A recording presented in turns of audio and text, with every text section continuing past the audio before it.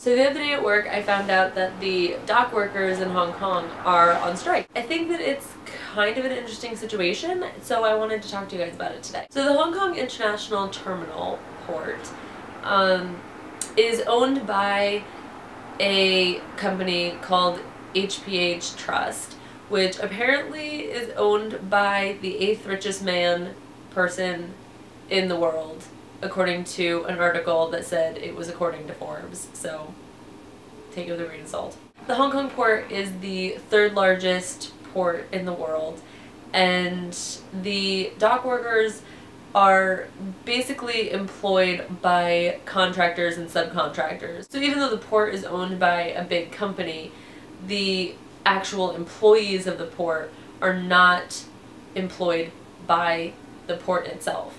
So the advantage for the company is that all the employees are, contractor, subcontractor, employee of a contracted subcontractor, blah, blah, blah. So there's no big main boss that everyone can yell at, except for this guy who's in charge of the company that owns the port.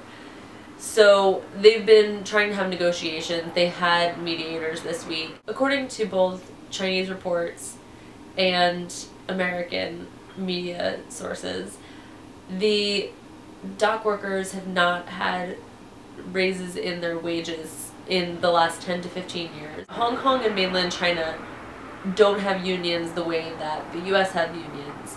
So the dock workers of the Hong Kong port have formed a union, and the workers are asking for humane working hours, safety conditions, and 15 to 20% increase in their wages, which is a lot, but also they haven't had a pay increase for a decade. The living costs in Hong Kong have gone up significantly, just like they do in New York all the time. So it's like if I were still making a salary of someone in the US from from 2000 and trying to live in New York now. So many reports are still saying that the port is 80% operational even with this strike. And I thought that was a really interesting situation, because in the US, if a union decides that their workers, if everyone's like, hey, we're going on strike, then no one is working. And if you try to go to work, then everyone gets kind of mad at you. So I don't understand how that really works. Apparently it's like workers are working, and then some of them are part of this union and striking for everybody, I think, is how I understand it. So it's like there are representatives for the workers and the union that they created, but all the people who aren't the representatives can either be on strike in the parking lot or go to work. And I don't really understand how that works.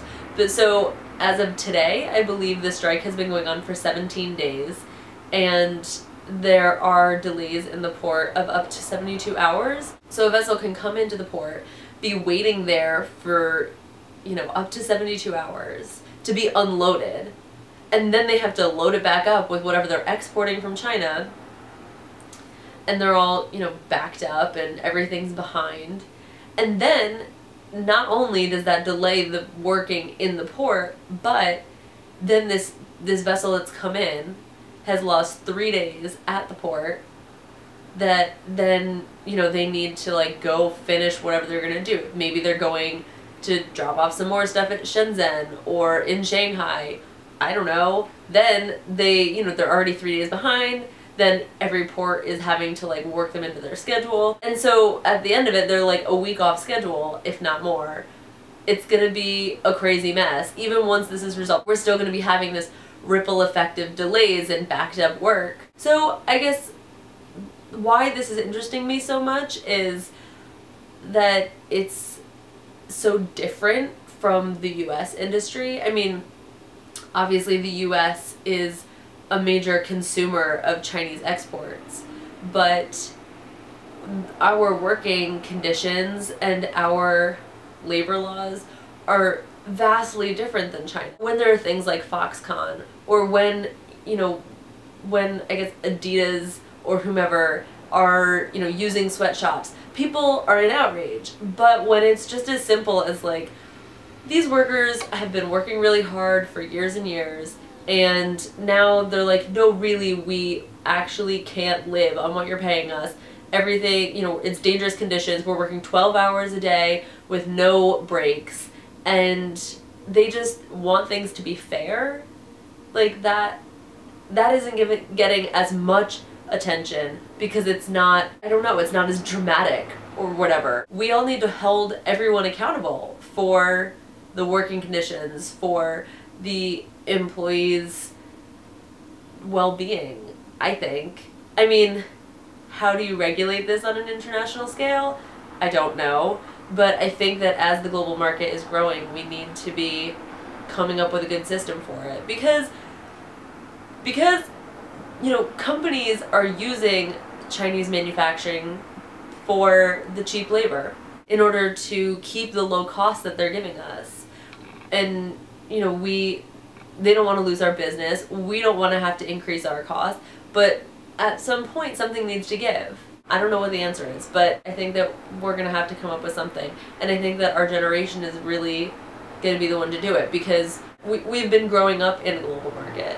So what do you think the answer is? I mean, do you think that we need to have some sort of international manufacturing global market committee of countries that something? I know that there are regulations in place for things we can import and export, and, you know, and what we can do, but each country is regulating their own working conditions. And I don't think the answer is the US fixes everything, but I think that we need to have a conversation. Like, we can't just say, do whatever you want, but like, make it really cheap for us. Okay, thanks. Like, what do we do? I hope that the strike ends soon, and I hope that the workers get fair compensation and recognition of their needs.